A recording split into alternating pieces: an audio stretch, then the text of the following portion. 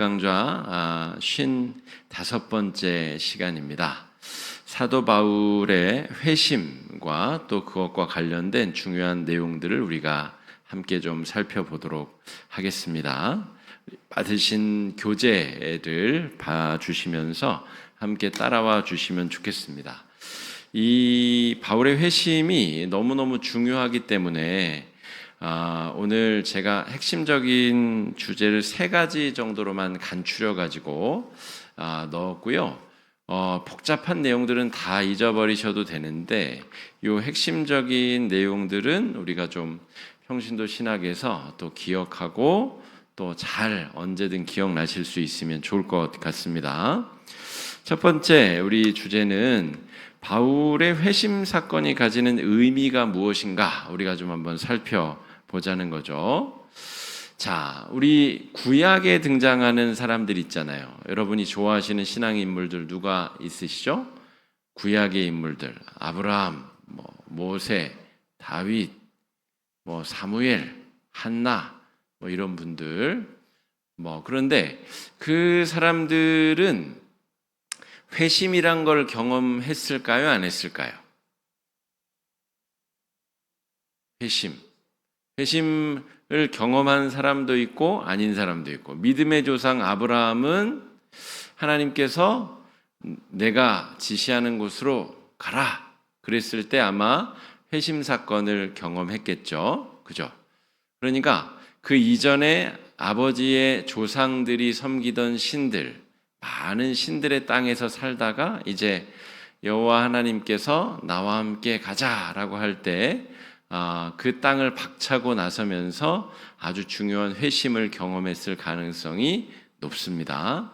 자, 그러니까 아브라함의 회심을 통하여서 이제 믿음의 어떤 민족이 이제 출발하는 계기가 되었는데, 그 이후로 등장하는 거의 모든 사람들은 이방 민족이었다가 회심을 한다거나 그런 특별한 어떤 몇몇 사람들 이외에는 다 하나님을 믿는 사람으로 태어나서 하나님을 믿다가 죽은 사람들입니다. 그러니 그 와중에 이제 범죄도 하고 하나님을 떠나기도 하고 하나님을 시험하기도 하고 하였으나 태어날 때부터 하나님의 백성으로 교육받고 양육받고 하나님을 섬기는 일에 훈련받았었던 사람들이라는 거죠.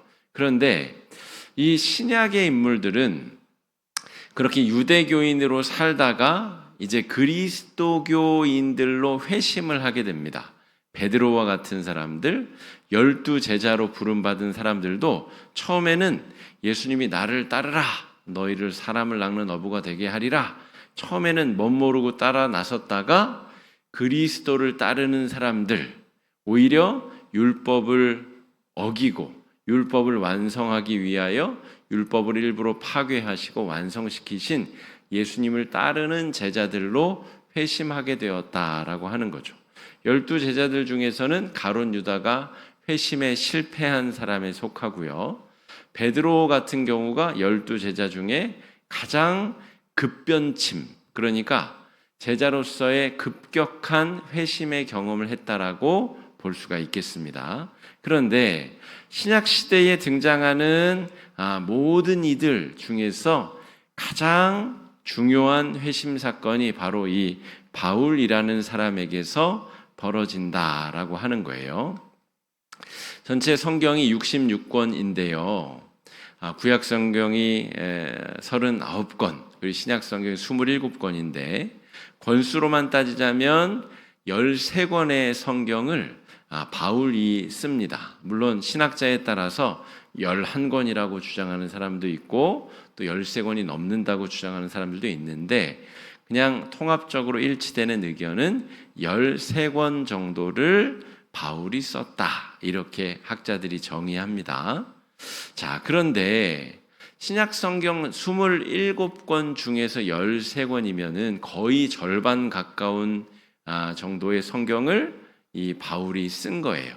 그리고 예수님의 행적을 기록한 복음서 이외에 예수님의 행적을 이제 신학적으로 정리한 내용은 죄다 바울이 썼습니다.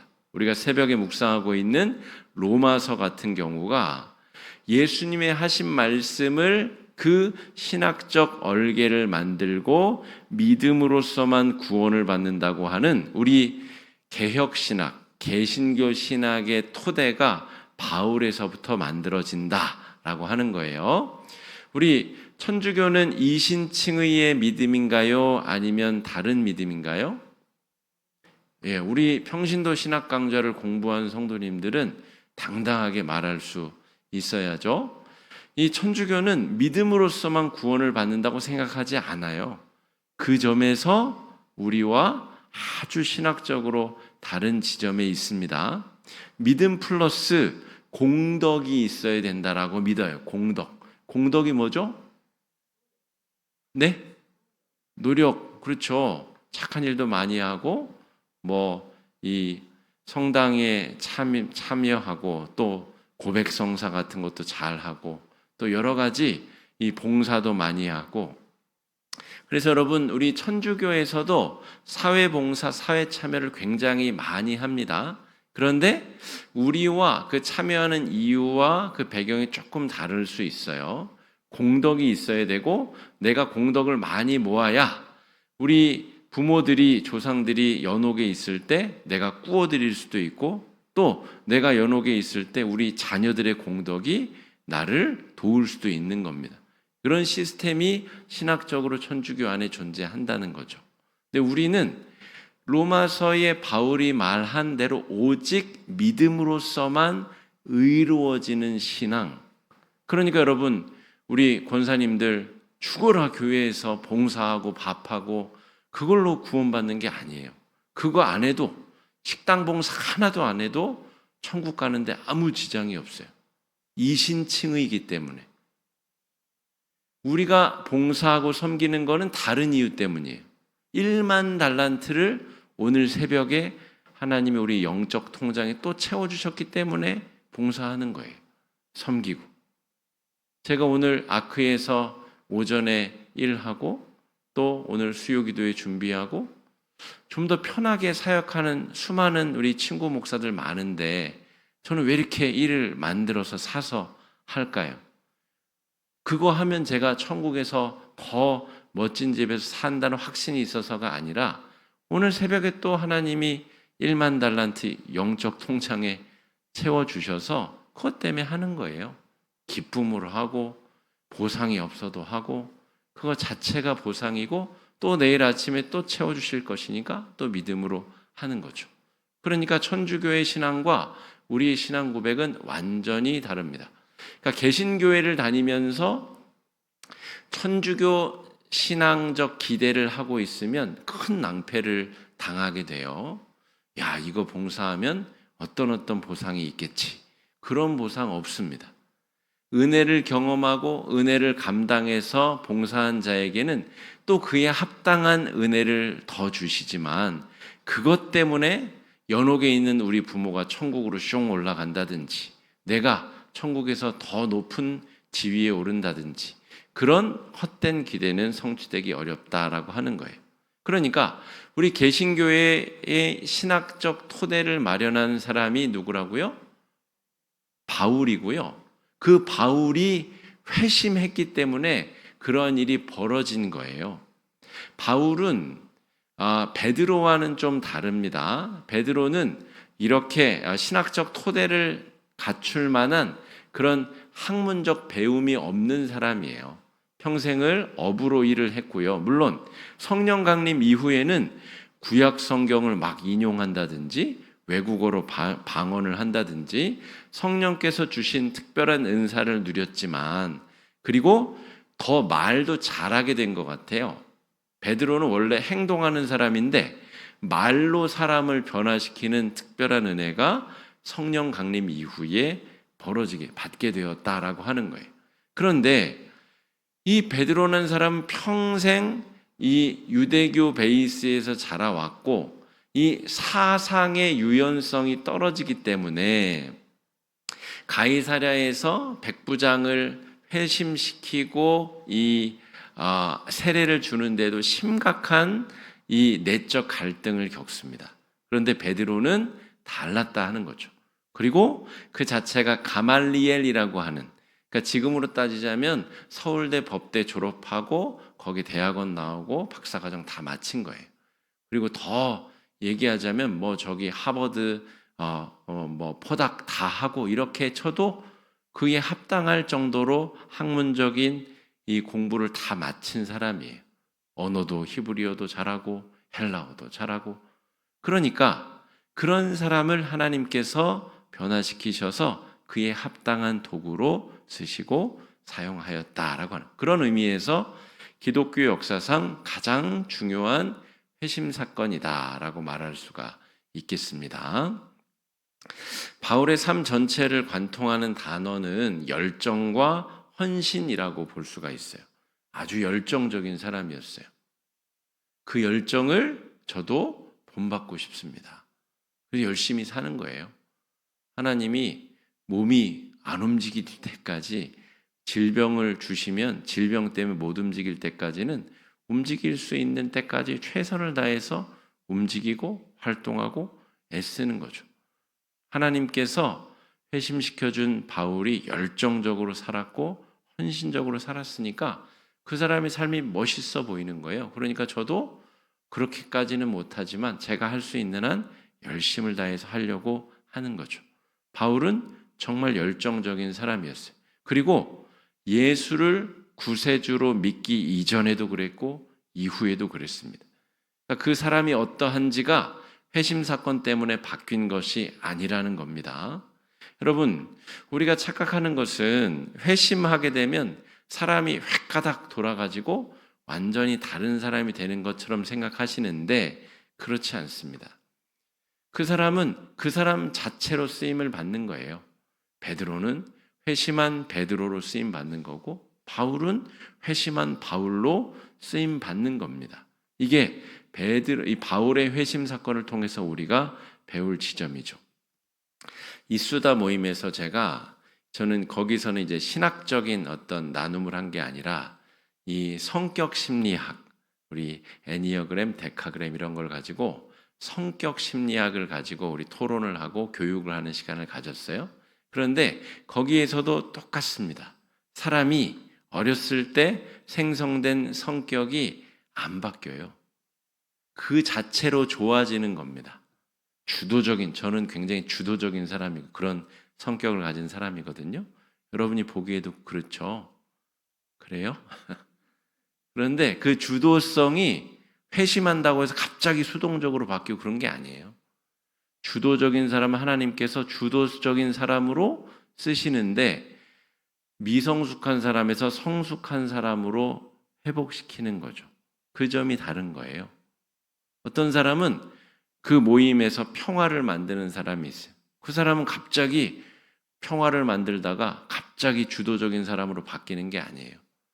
아주 예수 만나기 전에는 미성숙하게 그러한 일을 행하다가 예수 믿고 나서는 더 성숙한 자세로 평화를 만드는 사람으로 쓰임 받는 거죠.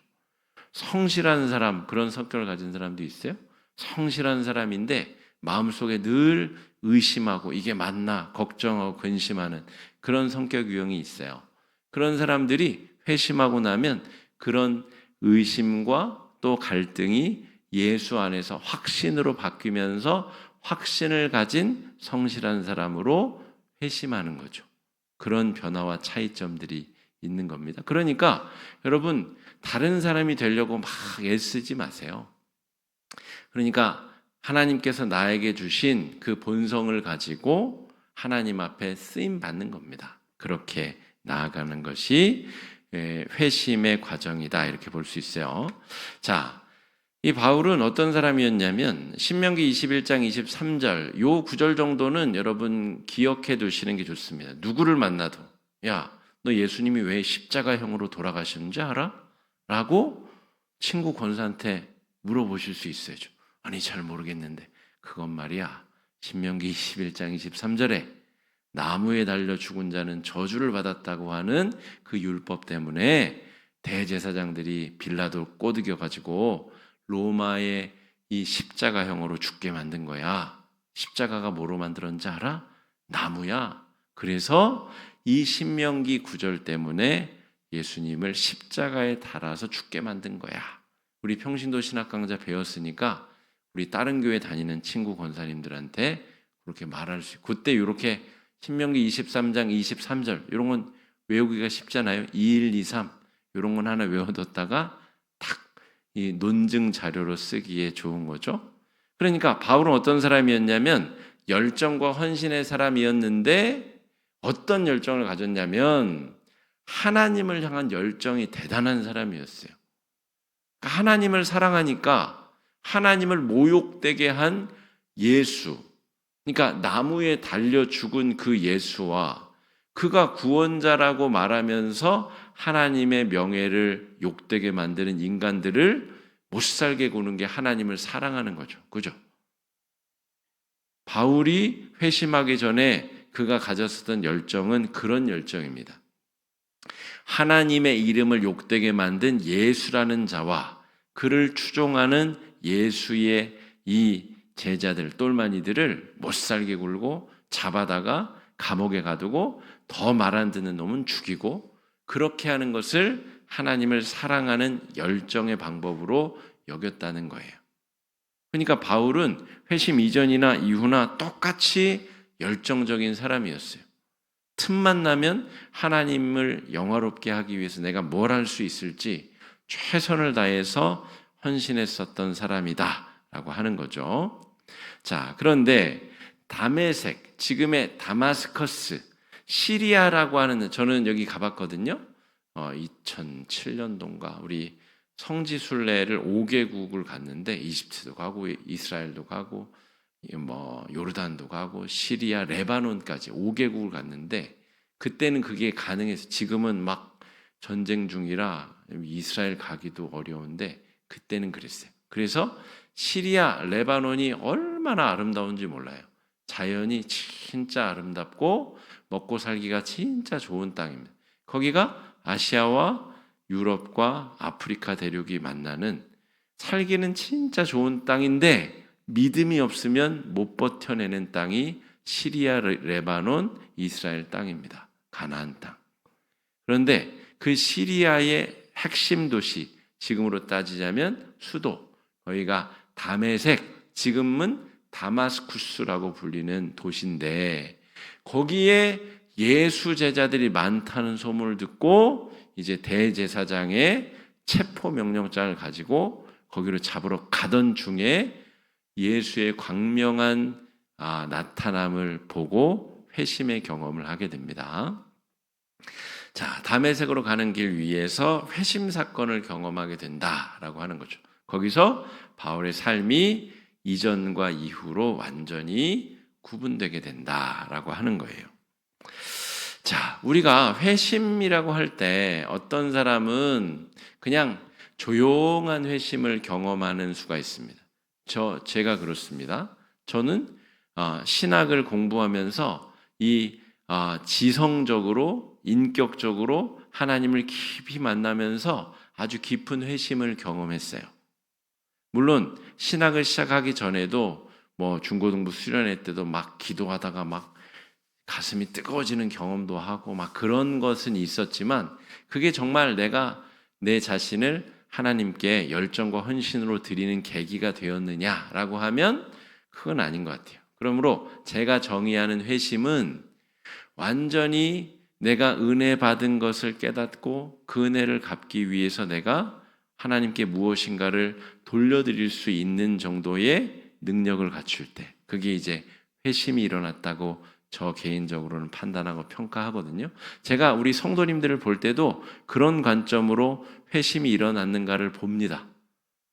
하나님께 은혜를 받았고 그 은혜를 누리며 살고 있는가? 그렇지 않은 사람들도 있어요. 여러분, 우리 주변에 우리 성도들 가운데 꽤 있다니까요. 그 은혜를 받았으면 그 은혜를 받은 사람답게 누리고, 그것이 감사로, 찬양으로, 또 봉사로, 섬김으로 자연스럽게 선순환돼야 되는데, 그런 사람을 제가 볼 때는 회심했다라고 보는 기준이라는 거예요. 다른 기준이 있을 수도 있겠으나 목사인 제가 볼 때는 그런 사람이 회심한 사람이라는 거죠. 근데 저에게 있어서는 적어도 그런 일이 신학을 공부하고 난 이후에 지성적으로 또 영적으로 제 안에 자연스럽게 벌어지게 되었다는 거예요. 그런데 바울은 다메섹 도상에서 아주 놀라운 번쩍이는 사건과 함께 이루어지게 돼요. 그러면 내가 경험한 신학적으로 신학할 때 벌어진 그런 회심만 진짜다, 그렇게 말할 수 있어요, 없어요? 아닌 거죠. 어떤 사람이 막 진하게 회심 사건을 경험했어요. 그런 사람만 진짜다라고 말하는 사람들이 있어요. 저 구원파 이단이 그렇게 주장을 합니다. 그래서 막 우리 교회 성도들은 찾아와가지고 너 그런 경험 있어 없어? 그거 없으면 그거 가짜야, 다 사기야, 이렇게 말하면서 홀랑 이 사람 마음을 훔쳐가는 이단이 구원파 이단입니다. 그런 게 아니에요. 그럴 수도 있고 이럴 수도 있고, 제가 아까 말씀드린 그 기준, 그 사람이 은혜를 경험했는가, 그리고 그 은혜가 한 번 2000 몇 년도에 1990 몇 년도에 그때 말고 매일매일 새벽에 1만 달란트 탕감받은 은혜가 채워지고 있는가, 그게 그 사람의 회심한 증거다라고 저는 개인적으로 기준을 가지고 있다는 겁니다. 그렇지 않은 신앙인들이 얼마나 많은데요, 여러분. 그냥 습관적으로 교회 오는 사람, 자기가 은혜 받은지도 모르고 교회 다니는 사람, 은혜만 받고 은혜를 하나도 유통하지 못하는 사람, 제 기준에는 회심한 사람이 아니다라고 하는 거죠. 자, 5번째, 열정과 헌신은 변함이 없지만 그 에너지원 자체는 변함이 없어요. 그런데 그 방향성이 180도, 360도 되면 어떻게 되죠? 한 바퀴 삥 돌아서 가던 길 계속 가는 게 360도고, 180도는 가다가 완전히 거꾸로 가는 게 180도 가는 겁니다. 바울이 그랬다는 거예요. 아주 중요한 기독교 역사에 남을 만한 회심 사건인데, 회심 이전은 예수 믿는 이들을 잡아 가두고 죽이는 일에 열정과 헌신을 다했다면, 회심 이후에는 예수를 이방에 전하는 일에 열정과 헌신을 다했다는 겁니다. 제가 수차례 말씀드리지만 이 바울의 고생담 얘기를 이제 자기가 기록한 부분이 있거든요. 그래서 40에 하나에 감한 매를 몇 번 맞고, 이 사람이 태형 매로 때리는 것을 40대까지 맞으면 이제 살이 터져서 출혈로 죽거나 고통 가운데 죽기 때문에 율법으로 40 이상을 때리지 못하도록 했어요. 그런데 곤장을 때리던 사람들이 하나, 둘 이렇게, 우리 조선시대 생각하면 양쪽에서 때리잖아요. 이놈이 막 때리잖아요. 때리다가 숫자를 잘못 세면 어떻게 돼요? 숫자를 잘못 세면 40을 넘길 수가 있잖아요. 40 이상, 40까지는 괜찮은데 41대를 때리면 율법을 어기는 태형이 되니까 이제는 때리는 사람이 이제 율법을 어기는 거예요. 그래서 실수하지 말라고 40에 하나를 감한 매까지만 때립니다. 39, 원래는 40대까지 때릴 수 있는데 실수할까봐 39대까지만 때리는 매를 엄청 많이 맞았다는 거예요. 숱하게 파선하고, 파선은 배 타고 가다가 배가 부서져가지고 물에 빠져서 죽을 뻔한 일이 여러 차례고, 여러분 배 타고 가다가 파선한 일이 평생에 한 번 있어도 안 되는 일이잖아요. 이 사람은 배 타고 복음을 전하는 일이 하도 많다 보니까 배가 파선해서 죽을 뻔한 일이 여러 번이고, 한 번은 하도 맞다가 기절해서 쓰레기 하치장에 버려져서 거기서 깨어난 적도 있고. 이 사람이 왜 그랬을까? 오늘 핵심적인 건 주제 3번입니다. 바울이 왜 이렇게까지 복음을 전했는가? 그거는 조금 있다가 우리가 다루기로 하고요. 그 정도로 열정과 헌신을 다해서 이방의 복음을 전하던 사람이었다. 그러므로 진짜 중요한 게 뭐예요, 여러분? 바른 믿음을 향한 방향 설정의 중요성을 보여주는 것이 이 회심 사건의 본질이다라고 하는 거예요. 우리 자녀들 여러분 손주들 위해서 기도해 주세요. 시험 붙게 기도해 주세요. 막 그러시는 분들이 많은. 실제로 제가 기도하죠. 기도 요청 받은 대로. 근데 기도 많이 해주고 진짜 잘 됐는데 결국 교회도 떠나고 교회도 안 나오고 믿음도 약해지고 그럼 그걸 뭐에다 쓸 겁니까? 그럼 돈 많이 벌어서 잘 먹고 잘 살면 그게 예수 믿는 것과 무슨 상관이 있어요? 여러분, 우리 교회 학교 올 여름에 온 교회 총력을 다 지금 쏟아서 성경학교 수련회를 하려고 그래요. 그러니까 이거는 교회 행사지 교육부서 행사를 성교회가 돕는 개념이 아닙니다. 담임 목사부터 당회가 또 모든 부장들이 모든 선교회가 모든 사람들이 다 역량을 기울여서 여름 행사를 뜨겁게 하는 거예요. 뭐하러 그렇게 해요? 이것 때문에 그래요. 방향을 제대로 잡아야 그 사람이 어떤 마음을 가지고 어떤 삶을 살든 바르게 살 것 아니겠습니까? 돈 조금 못 벌고 승진 조금 못해도 신앙 있고 뜨겁게 바울처럼 회심해서 그렇게 살아가는 것이 진짜 중요하기 때문에 이 여름에 이렇게 군불도 떼고 우리가 뜨겁게 여름을 날려고 애쓰는 겁니다. 그렇게 해가지고 얘네들이 다 서울대 가고 하버드 가고 그런데 다 신앙 떠나고 예수 모른다 그러고 그럼 무슨 일을 한 겁니까 도대체?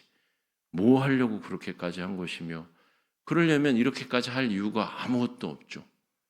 그러려면 뭐하러 이런 걸 하겠어요? 방향 설정이 그만큼 중요하다는 거예요.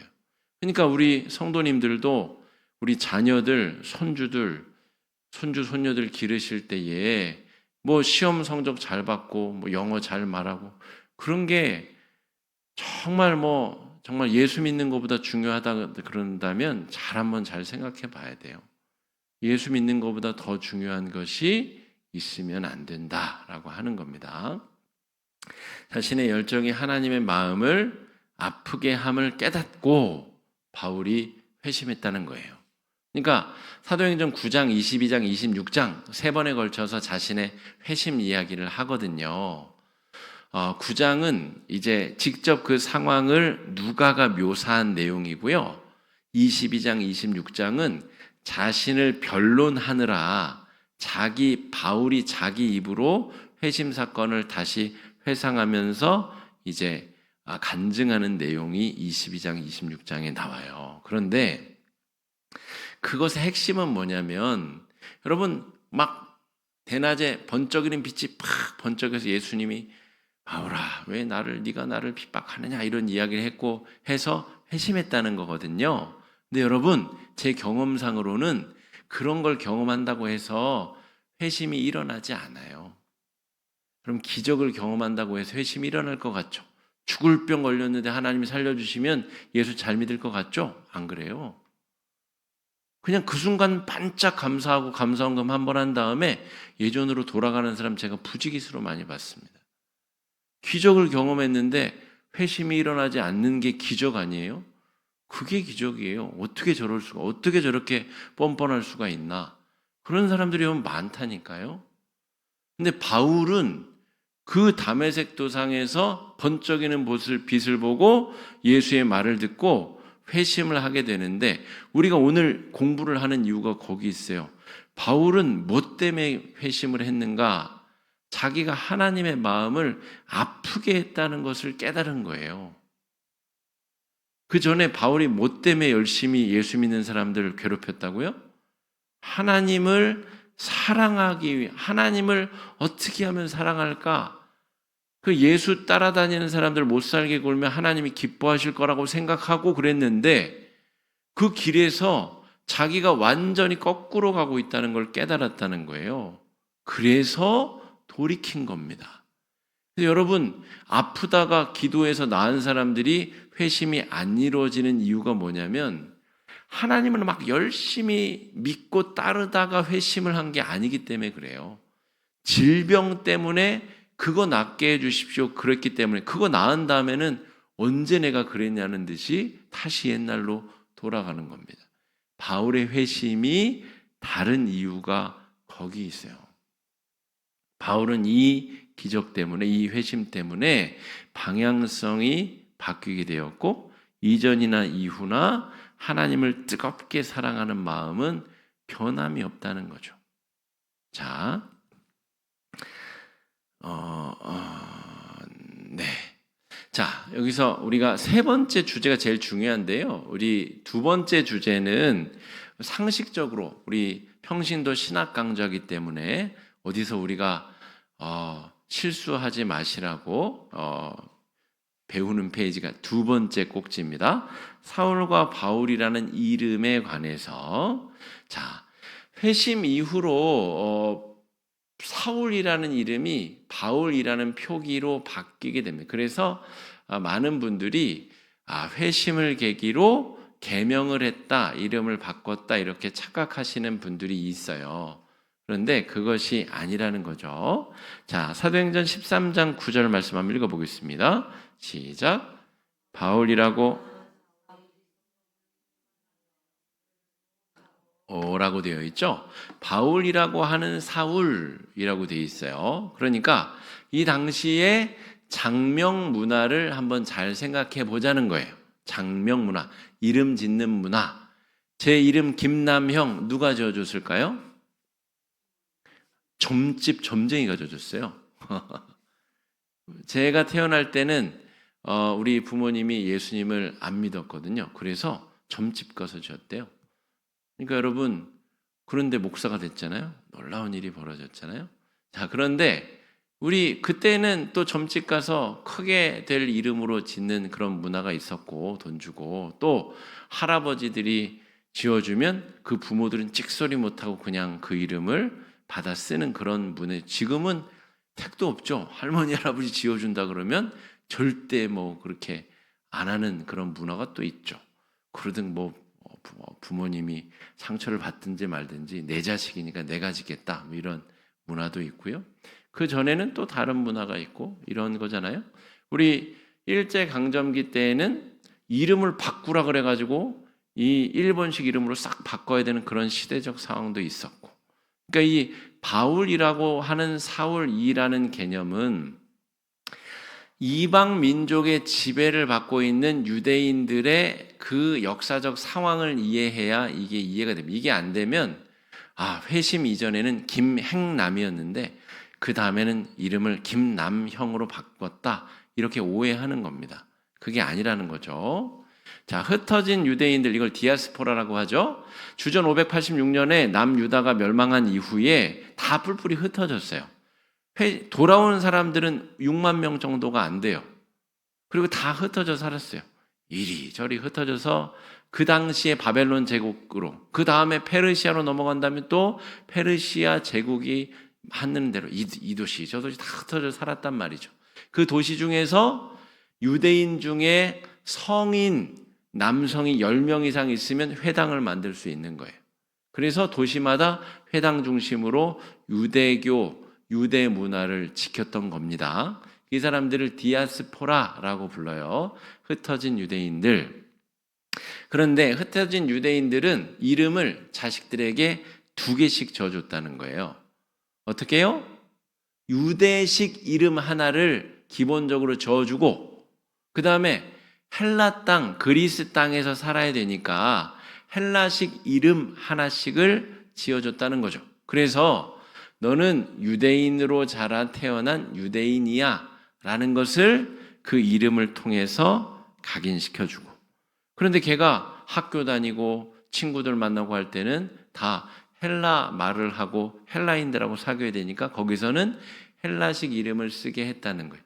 그래서 이 유대인들, 당시의 유대인들, 그러니까 베드로 같은 사람은 헬라 땅에서 산 사람이 아니잖아요. 갈릴리 땅에 산 사람이니까 베드로라고 하는 유대식 이름 하나만 있는 거죠. 그런데 바울은 어디서 태어났어요?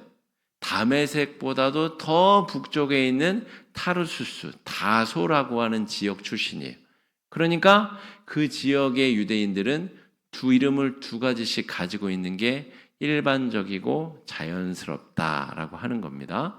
그러니까 누가 사울에서 바울로 이름 바뀐 거야 그렇게 얘기하면 무식한 소리 하지 말라고 이야기해 주면서 그냥 거기까지만 얘기하면 똑같은 사람 되는 거예요. 근거를 대줘야죠.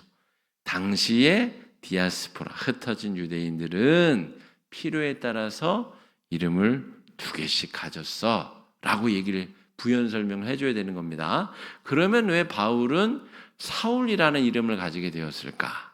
왜냐하면 바울이 베냐민 지파, 이거 여기서부터는 학자들의 추정입니다. 베냐민 지파 출신이고 베냐민 지파 중에서 제일 유명한 사람이 사울 왕입니다. 그래서 사울이라는 이름을 가지게 되지 않았을까라고 학자들이 추정을 합니다. 자, 베냐민 지파 중에서 가장 유명했었던 사람 사울 왕. 그래서 사울이라는 이름을 가진 헬라식 이름 폴, 바울. 영어도 폴 맥카트니 할 때 그 폴이 다 같은 바울이라는 뜻이에요. 그러니까 헬라식 이름 바울을 가지게 되었다라고 하는 거죠. 우리 마가복음의 저자의 마가도 마가라고 하는 요한이라고 하는 이름을 2개 가지고 있습니다. 이런 식의 이중적 이름 표현이 일반적이었다. 상황에 따라서 그렇다는 거죠. 우리 여기 지금 한국에 와 있는 우리 예빈이 또 우빈이도 미국에서는 다른 이름으로 부르더라고요. 미국식 이름으로. 한국에서는 또 가족끼리는 우빈이라고 부르고 그런 거죠. 그런 것처럼 우리 외국에 사는 아이들에게는 그 동네 또래 아이들에게 불리는 이름이 따로 있고 그런 거죠. 이민 2세, 3세의 자녀들이 한국식 이름과 또 현지식 이름을 따로 가지는 것, 그렇게 생각하면 된다라고 하는 거예요. 그러면 왜 바울이 사도행전 9장에는 사울이라는 이름을 쓰다가 이제는 본격적으로 이방인 선교를 할 때부터 이름이 바울로 바꿔서 쓰게 됩니다. 왜요? 이방인의 땅에 가서 헬라 문화권에 가서 헬라인들에게 복음을 전해야 되니까 헬라식 이름을 쓰는 거죠. 제가 만약에 스테판이라는 이름, 영어 이름을 가지고 있다고 칩시다. 그러면 한국에서는 남영이 하다가 이제 미국 가서는 제가 스테판이라는 이름을 쓰는 거죠. 다들 그렇게 미국식 이름을 쓰니까. 그런 거랑 똑같은 겁니다. 그러니까 딱 복음을 전하 이방인의 사도로 쓰임받는 순간부터 이 헬라식 이름을 쓰게 되었다. 이름이 바뀐 게 아니라 2가지 이름 중에 편리하게 지역에 따라서 바꿔 사용했다. 이렇게 상식적으로 알고 계시면 좋을 것 같습니다. 오늘의 메인 테마 3번째입니다. 이게 제일 중요합니다. 왜 바울은 목숨을 바쳐 복음을 전했는가? 아까 말했듯이 여러분 우리 권사님들, 은퇴 권사님들 하나님 엄청 사랑하잖아요. 그죠? 근데 왜 바울처럼 매 맞으면서 복음 안 전하고 결혼도 안 하고 복음 안 전하고 왜 그렇게 안 하세요? 왜? 바울보다 하나님 더 안 사랑해서 그러세요? 그러니까 이 사람이 특이한 사람이라니까요. 왜 그랬는지를 알아야 돼요. 그 사람에 대해서 알고 내 삶을 비추어 봐야 내가 어떻게 하나님을 섬겨야 되는지를 알 수 있는 거죠. 이 바울의 회심과 복음을 전한 열정적으로 모든 고난을 감내하고 복음을 전한 것을 공부해 보면 우리의 신앙의 모순점, 우리의 신앙의 왜곡된 모습을 발견할 수 있게 됩니다. 자, 바울이 이방인의 사도가 된 것은 회심 이전과 마찬가지로 이제 열정과 헌신 때문에 이거는 첫 번째 주제 때 살폈고요. 자, 고린도전서 9장 16절이 중요한데요. 한번 읽어보겠습니다. 시작. 내가 복음을 전할지라도 할 일임이라. 만일 복음을 전하지 아니하면 내가 화가 있을 것이로다. 자, 부득불이라는 표현을 썼고요. 자, 화가 있을 것이라는 표현을 썼습니다. 부득불 아니하면 안 되는 뜻이라는 뜻입니다. 한자어인데요. 안 하면 안 되는 일. 여러분 밥 안 먹고 살 수 있어요? 화장실 안 가고 건강 유지할 수 있어요? 물 안 먹고 살 수 있는 분 있어요? 그게 부득불할 일이에요. 안 하면 진짜 안 되는 일. 큰일 나는 일. 여러분 TV 안 보고는 살 수 있죠. 그건 부득불이라고 하면 안 돼요. 그거는 안 할 수 있는 일. 뭐 내가 어떤 특정한 나는 양장피를 평생 안 먹을 거야. 평생 안 먹을 수 있죠. 안 먹고 다른 거 먹으면 되니까. 그런데 나는 음식 자체를 평생 안 먹을 거야. 그러면 아마 40일을 넘기기 어려울 겁니다. 내 물을 일주일 이상 안 먹으면 그러면 이미 죽어 있을 겁니다. 그러기는 어렵거든요. 그게 부득불입니다. 안 할 수 없는 일, 나에게 안 하면 화가 임한다고 생각. 여러분 중에 내가 복음을 전하지 않으면 내가 화가 내게 미칠 것이다, 그렇게 생각하시는 분 있어요? 이 말씀을 우리가 아무렇지도 않게 읽어 넘겨서 그렇지, 바울은 복음을 전하는 일을 이렇게 생각했다는 거예요. 이거를 기억해야 됩니다. 왜 이랬는가? 자, 요 교재에는 제가 여러 가지 표현으로 이해가 안 되실 것을 우려해서 폐쇄적 선민사상, 개방적 선민사상 이렇게도 썼고, 그 다음에 이기적, 또 이타적 이런 표현을 썼는데요. 무슨 표현을 쓰든 개념을 잘 정리하시면 되는데, 유대인들은 폐쇄적인 선민사상이 있었어요. 아시죠? 그러니까 복음을 전하면 전할수록 내가 받을 복을 뺏기게 되는 거예요.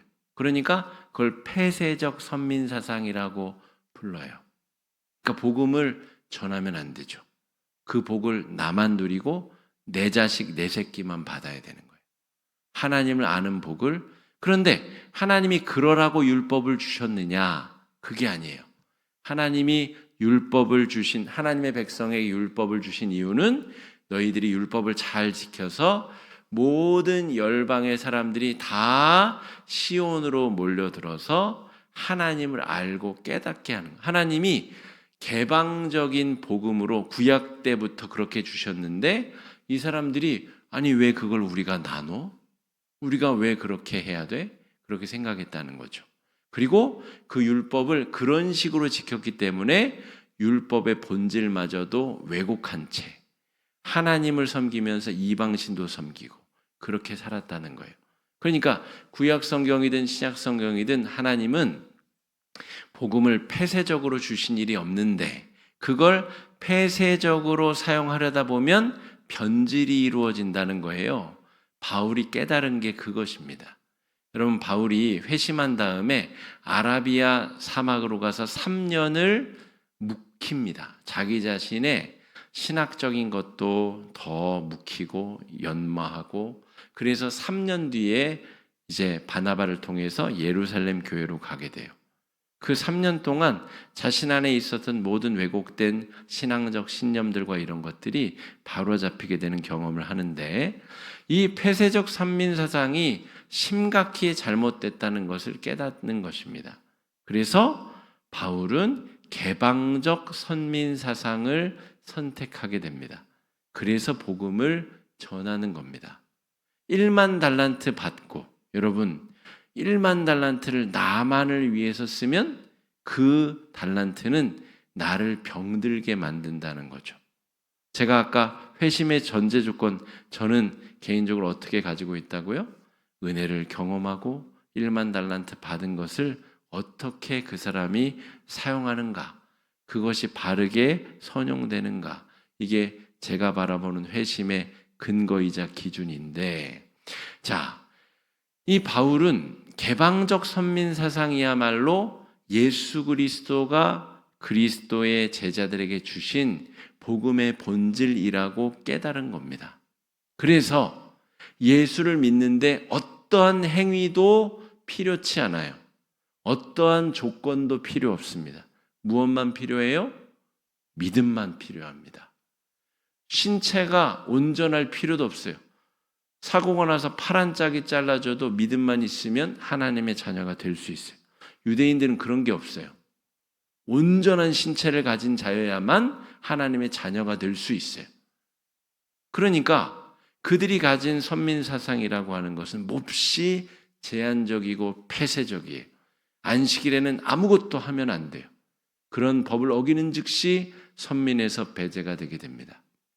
근데 바울이 전한 복음은 예수님이 우리에게 오신 이유, 우리를 구원하신 이유는 이 개방적 선민사상의 본질이 있다라고 믿은 겁니다. 그러니까 여러분, 바울이 왜 그렇게 하셨는지 이해를 하시겠어요? 폐쇄적 선민사상과 달리 개방적 선민사상은 복음을 전하지 않으면 무슨 일이 벌어져요? 복을 받지 못하고 복음이 변질되게 됩니다. 여러분 느끼시는지 모르겠지만 몇 년 전부터 제가 선교지로 성도들과 함께 나가기 시작했어요. 또 선교사님들을 자주 기회만 있으면 무슨 이유를 만들어서든 강단에 제가 세우려고 노력합니다. 왜 그런지 아세요? 다 신학적인 이유가 있어서 그래요. 우리 잘 먹고 잘 살고 우리끼리 체육대회하고 우리끼리 행복해하는 것 물론 그것도 필요한데 우리의 교회의 에너지가 절반 이상 거기로 가잖아요. 우리의 복음, 우리의 신앙은 변질될 가능성이 굉장히 높습니다. 그게 복음의 본질과 완전히 배치되기 때문이에요. 복음의 에너지는 외부를 향해서 지속적으로 뻗어나가야 됩니다. 가능하다면 지구 끝에 있는 내가 한 번도 만나본 적이 없는 사람에게 내가 낸 헌금이 쓰임받고 나의 기도가 그 사람들을 위해서 드려지고 그럴 때에 바울이 말하는 개방적 선민사상의 본질에 가까이 갈 수 있는 거예요. 그래서 여러분 길을 쓰고 자꾸 해외 선교지에 제가 성도들과 함께 나가려고 하는 이유가 거기 있습니다. 선교지에 가서 봐야 지금 바울이 왜 이러는지, 왜 매를 맞고 기절할 때까지 매를 맞으면서 복음을 전하는지 그 의미를 우리가 간접적으로나마 깨달을 수 있기 때문에 그렇습니다. 자, 네 번째 한번 보겠습니다. 내가 복음을 전하지 않으면 내 복음의 정체성이 폐쇄적으로 변하여 변질되어 파괴되어 내가 화가 임할 거라는 거예요. 이런 확실한 믿음, 신학적인 근거 안에서 바울이 행동했다는 거예요. 그러니까 예수를 왜 믿는가?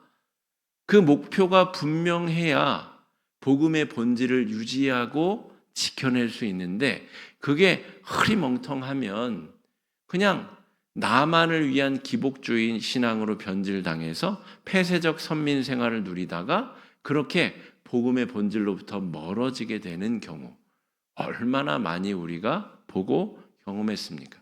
저 명성교회 사태 제가 몇 년 전부터 계속 이야기하는 것도 결국 그거지 않아요? 아니 한국교회가 망하든 말든 우리 교회가 괜찮다는데 왜 시비를 거냐는 거예요. 여러분 그게 말입니까 뭡니까 도대체? 그게 폐쇄적 선민 사상이지 뭐예요. 그게 자기들의 복음을 그럼 진짜 잘 유지하고 있느냐? 제가 보기엔 그렇지 않습니다. 뭘 위해서 그렇게 하고 있는지 본질을 완전히 왜곡시키고 놓치고 있다는 거죠. 정말 중요한 것은 개방적 선민 사상을 통해서 우리가 복음의 가치를 정말 안전하게 세상 가운데 잘 전하고 있는가? 여기에 자기 자신을 비추고 오늘 제가 인용하지 않았습니다. 이 고린도전서 9장에 나오는 내용이 뭐냐면 내가 이만큼 누릴 수 있으나 내가 복음을 위해서 그걸 다 누리지 않겠다는 거예요.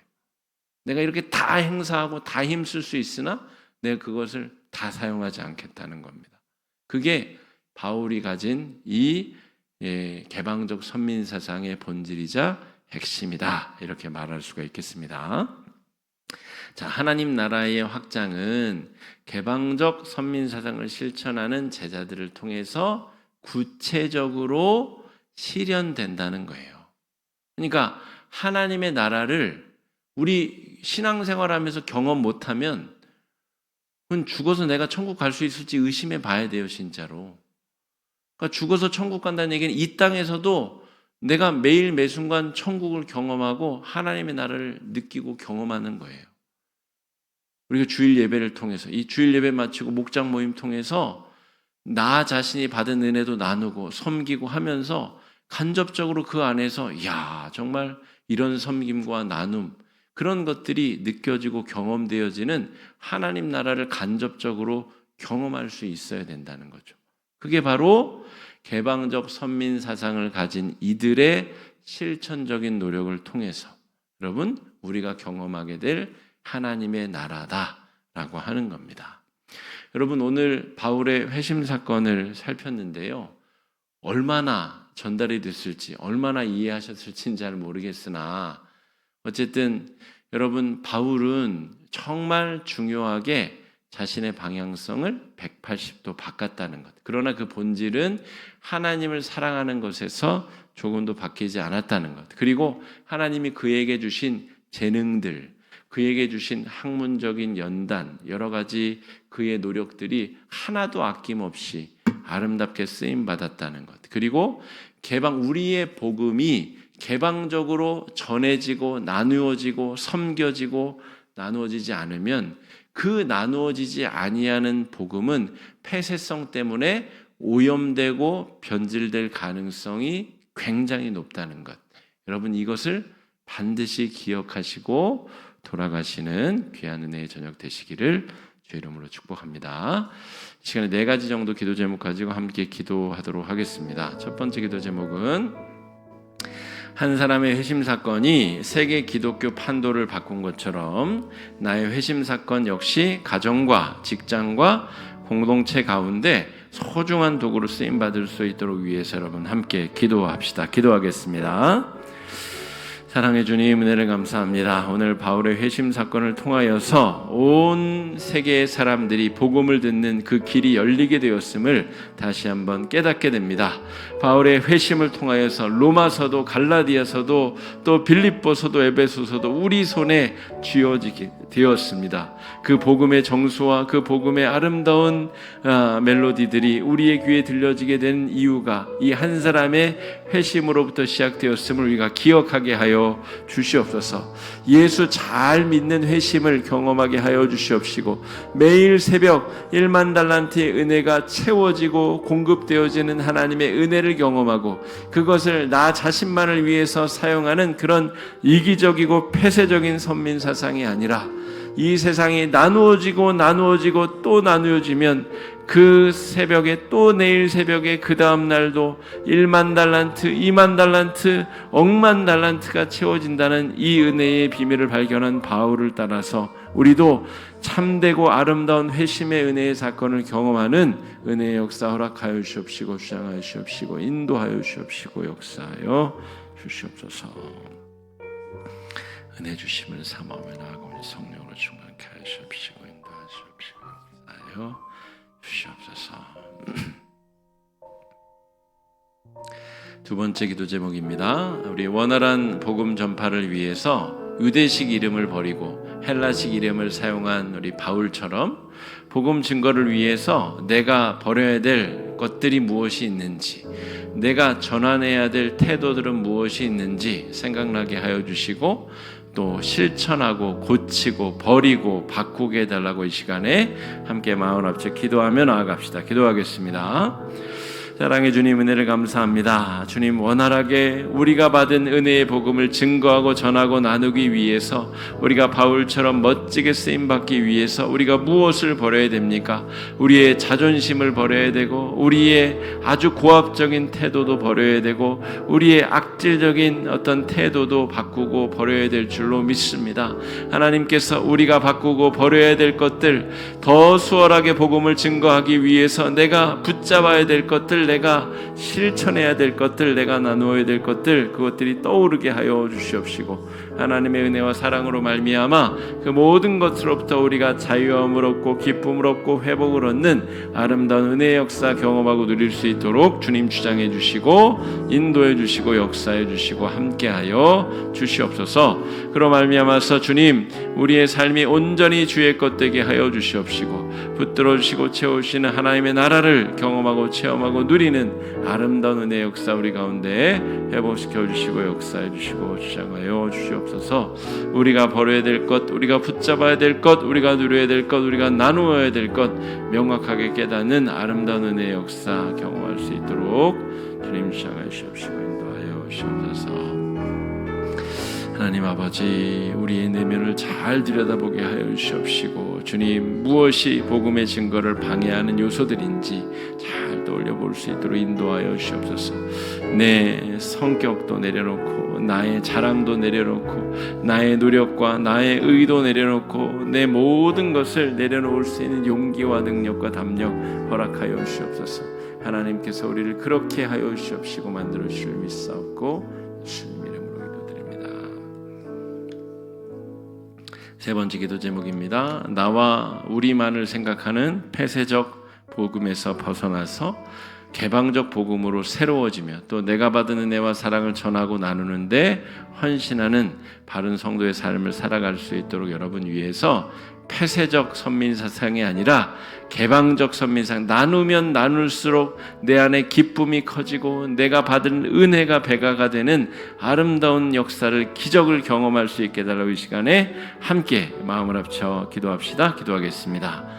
사랑해 주님, 은혜를 감사합니다. 하나님 아버지, 우리가 가지고 있는 이 기복주의 신앙, 또 폐쇄적 선민사상으로부터 우리가 돌이키게 하여 주시옵소서.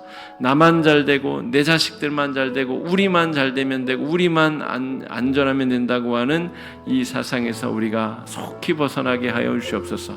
그런 폐쇄적 선민사상이 우리의 복음의 가치를 변질시키고 오염시키고 타락시킨다는 것을 잘 기억하게 하여 주시옵소서. 폐쇄적 선민사상이 우리로 화를 입게 하며 우리로 무너지게 만들며 우리로 영적 죄악에 매몰되게 한다는 것을 기억하게 하여 주시옵소서. 하나님의 나라와 하나님의 역사를 위해서 애쓰고 노력하며 꿈꾸며 나아가는 거룩한 주의 백성들 되도록 역사해 주시고 주장하여 주시옵시고 인도하여 주시기를 간절히 소망하오니 성령의 능력으로 함께 하시옵시고 주장하여 주시옵시고 인도하여 주시옵시고 주장하여 주옵소서.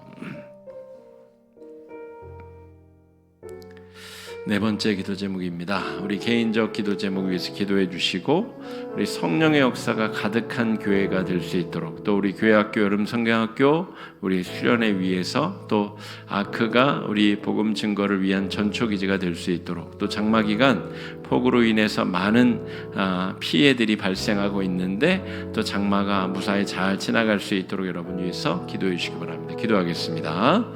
사랑해 주님, 여러 가지 기도 제목 가지고 주 앞에 나왔습니다. 우리의 연약한 기도 제목들 주님 붙들어 주시옵소서. 나를 뛰어넘는 기도를 하게 하여 주시옵시고, 주님, 내가 바라는 기적뿐 아니라 내 인생이 바뀌고 내 인생이 회심하는 그런 놀라운 역사를 위해 기도하는 심령들 되도록 인도하여 주시옵소서. 하나님을 사랑하는 마음이 불일 듯 일어나게 하여 주시옵시고, 그것을 위해서 내가 무엇을 드리며 무엇을 헌신하며 나아갈 수 있을지를 주님, 헌신하는 주의 일꾼들, 주의 백성들 되도록 역사하여 주시고 주장하여 주시기를 간절히 소망합니다. 하나님 아버지, 우리에게 성령의 은혜와 은사를 허락하여 주셔서 이 죄악된 세상 속에 하나님의 백성으로 거듭난 주의 자녀로 주님 힘차고 능력 있게 살아낼 수 있도록 역사해 주시고 주장하여 주시기를 간절히 소망합니다. 믿음이 없을 때 믿음을 주시옵시고, 주님 새로운 성령의 능력의 은혜를 채워 주시사 주님 연약한 우리를 붙들어 주시옵시고 마음으로부터 주 앞에 온전히 드려지는 거룩한 주의 백성들 되도록 인도하여 주시옵소서. 우리 여름 사역 뜨겁게 우리 성경학교 수련회 주 앞에 드리며 나아갈 수 있게 하여 주시옵소서. 우리의 노력과 헌신은 다 사라지게 하여 주시옵시고 오직 예수의 영광과 아름다운 은혜만 드러날 수 있도록 주님 주장하여 주시옵소서. 우리 믿음의 동량들 주님 믿음으로 훈련되고 연단되는 여름을 통하여서 뜨거운 마음으로 믿음으로 잘 자라는 믿음의 기둥들 되게 하여 주시옵시고, 하나님께서 붙들어 주시옵시고 사용하여 주시는 아름다운 은혜의 역사 우리 가운데 허락하여 주시옵시고 주장하여 주시옵시고 인도하여 주시기를 간절히 소망합니다. 장마기간 폭우로 인해서 많은 어려움을 당하는 성도들 주님 위로하여 주시옵시고 하나님께서 은혜의 장중에 붙들어 주시옵시고 역사하여 주시옵소서. 사랑해 주님, 바울의 회심과 그 의미를 우리가 묵상하여 보았습니다.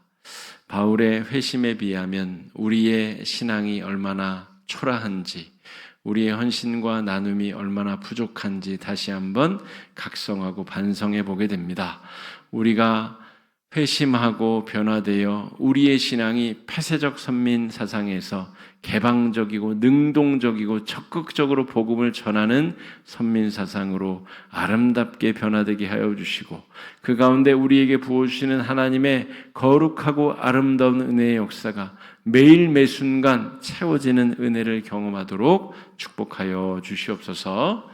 이제는 우리 구주 예수 그리스도의 은혜와 하나님 아버지의 크고 놀라우신 사랑과 성령님의 감동감화 교통 교제하시는 은혜의 역사가 매일 매순간 변화받은 주의 자녀로서 정말 개방적 하나님 나라를 전하고 나누기 위해서 무엇을 드리며 무엇을 나눌 수 있을까? 무엇을 주 앞에 드리며 헌신할 수 있을까를 고민하며 헌신하며 믿음으로 나아가길 원하는 주의 권속들에게 지금부터 영원토록 함께 하시기를 간절히 축원하옵나이다. 아멘.